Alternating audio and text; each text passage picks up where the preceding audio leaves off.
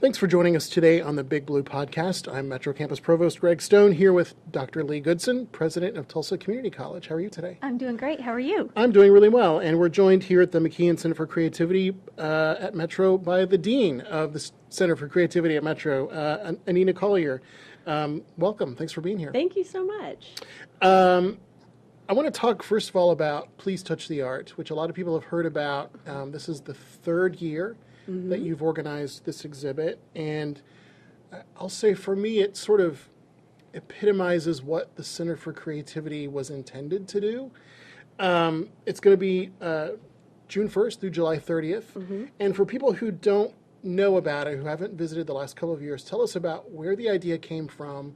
What is it? Because obviously people are not accustomed to walking into an exhibit hall or museum able to touch things. Right, and that's exactly where the idea came from. I can't remember where I was, but of course any museum you go to, that's the number one rule: don't touch the art. And there's often docents or guards kind of making sure that nobody's getting too close, and of course they have to do that. But I really wanted to turn the idea of a typical museum upside down with this exhibition. So the name came to me first, Please Touch the Art. And the more I thought about it, the more I thought this would be a great outreach opportunity to develop something specifically for people who are blind or visually impaired, but that really involves anyone who wants to get a different experience with art. And so our goal is to have an art exhibition that engages as many of the senses as possible. So over the last few years, we've had works in installation, sculpture, of course, that you can touch, tactile works, works in sound, works in scent, and even one year we had work in taste. And so this year we decided to do something new, which was hold an open call for artists rather than working through a curator. So that allowed us to get a really diverse body of work, and we're really excited about this exhibition. You'll have work again in scent. You'll have work. We have an artist included this year who is blind. We didn't know that she was blind. It was after we accepted her work that we found that out. And she's working in scent and sculpture. We also have a artist that's we have a group of artists that are through the Center for Individuals with Physical Challenges, which is a close neighbor of downtown. And they've got a group work as well as a few individuals who are in. So we're really excited about the exhibition. The opening reception is Friday, June 1st from 5 to 9 p.m. And new this year, one of the artists that's included in the exhibition, Jenna Dowling, is going to invite visitors to participate in a come-and-go hands-on art workshop. So you can come, you can see, touch, smell the art, and you can also work on creating a piece, and that piece will be up for the remainder of the exhibition. And then the next day, we're really excited to bring in Kathleen Faubert. She is a scent artist, among other media, and we've been trying to work this out with her for several years, but like many artists, she's very busy, especially during the summer. And so what she is going to do is a lecture and demonstration on Saturday, June 2nd at 1, and that's where she'll talk about her work in scent, how she builds and distills scent, and also visitors will get to see, experience some of her scents. And then at 3 o'clock, we're going to do a hands-on scent workshop. So participants will create their own scent and get to take it home. At this time, we still have some room in that scent workshop. That is a registration required event, but it is free, as well as all the other associated events with Please Touch the Art. That's amazing. It's a lot of fun. It's become one of our initiatives that the most well known for. So I'm glad to hear that this epitomizes what you think we're here to do. Well, Annina, I've had the opportunity, you've introduced me to some of your local friends in terms of partnerships, and I know we had the opportunity to go to the Woody Guthrie Center and some of the other partners that we have in the area. Talk to us about a few of the different partnerships, maybe a couple of examples, and then how does that benefit the C4C and ultimately our students? Sure. So I'll talk about one new initiative that we did this fall that we plan to do again, and that was we held a naturalization ceremony in conjunction with the U.S. District Court of Northern Oklahoma, and that gave us a chance to provide a really valuable service to the community while also providing learning opportunities and performance opportunities for our students.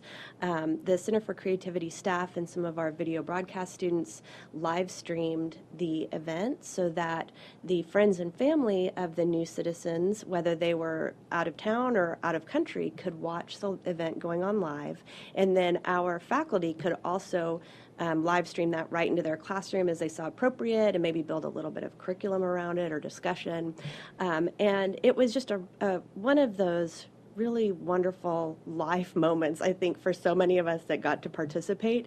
And we convened a group of faculty and students to envision what our contribution to this ceremony might look like. Of course, it is a judicial proceeding, and so there were some things that were built in, but then we had room to add some elements. And so one thing we did was we asked our International Student Association to bring a few students that could give a welcome in their own native language.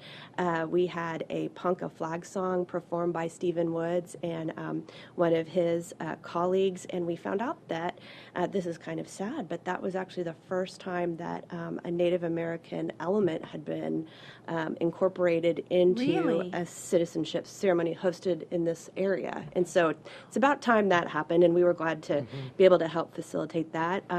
We had remarks from our wonderful Provost, Dr. Stone, and then also from Tina Pena, who's one of our professors, and she herself is a naturalized citizen, so she was able to provide that perspective. And then, of course, my background is music. I think nothing is complete without music. And so the TCC Student Music Association performed This Land Is Your Land, and I don't think there was a dry eye in the place. I mean, that was very moving. And then, of course, the Star Spangled Banner from the jazz choir. So we really had lots of different disciplines and contributors. And, I also think by inviting these new citizens and their family and friends and hosting them on their campus, we were able to not only showcase the kinds of things we do for the community, but also present ourselves as an option if they're interested in pursuing higher education. And that event went over so well that the district court wants to be here for that ceremony every year. That's right. So we're planning to do that again this fall. We're the permanent site for now. For now, yeah, it Permanent looks for like now.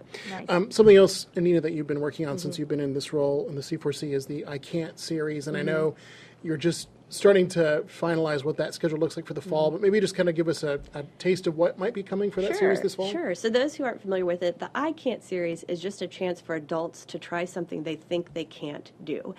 These are creative pursuits that we all had a lot of fun doing as children, whether that was drawing or dancing or singing, and then somewhere along the line, most people stop doing those things, and even more than stop doing them, think they can't.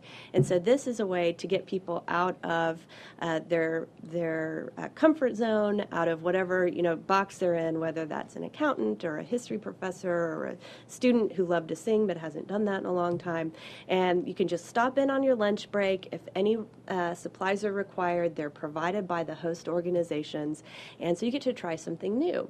And we are partnering with tons of arts and culture organizations across Tulsa. And so the idea is, so say you come to I Can't Dance with Tulsa Ballet.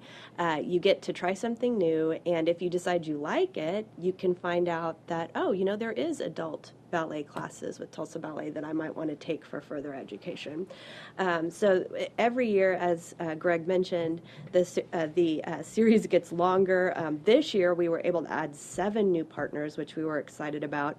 Everything from TSHA, which taught I Can't Sign, which was sign language, to Tulsa Botanic Garden, Tulsa Opera, Greenwood Cultural Center, the Sherwin Miller Museum of Jewish Art.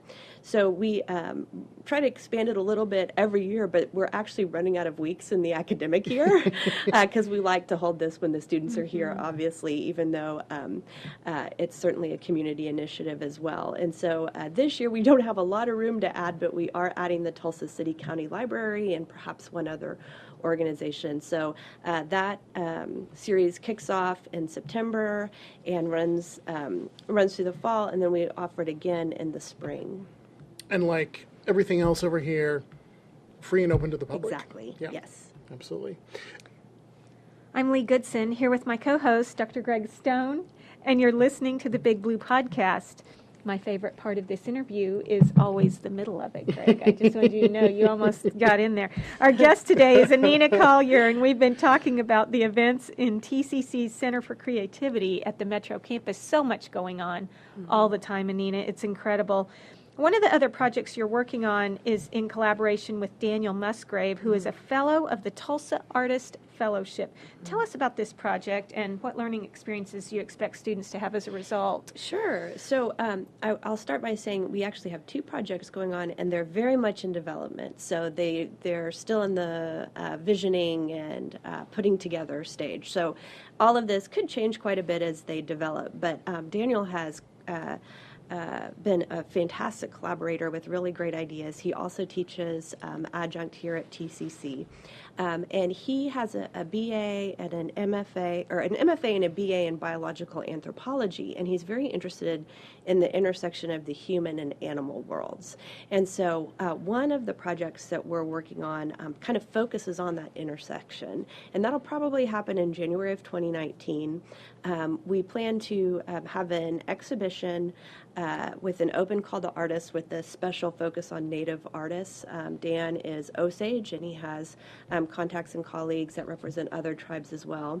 And curators for that will be Dan and hopefully a couple of other TAF artists. And then we'll build out some workshops and presentations from that exhibition. And it might include Dan discussing some of his writing and photography work, readings, workshops. And then I was very excited to find out that Dan's wife, Dr. Stephanie Musgrave, is a very accomplished researcher on primate culture. And so she is studying primates in the wild and the different cultures that different groups of primates have. It's so fascinating and really fits into this topic as well. So we'll looking forward to bringing her into that in some way too. But then we're also working on an additional project that will probably happen in the fall of 2018 that is a special outreach for veterans, whether those are our students or veterans in the community. Dan's father, John Musgrave, is a veteran, and he was featured in the Ken Burns documentary on the Vietnam War. Wow. And he also leads poetry workshops specifically for veterans. And so we'll be looking for John to present one of those workshops here, and also probably be able to show some clips from the Burns documentary, and also hear from John and Dan about a father-son project they have going on a new memoir about Vietnam from both people's perspectives.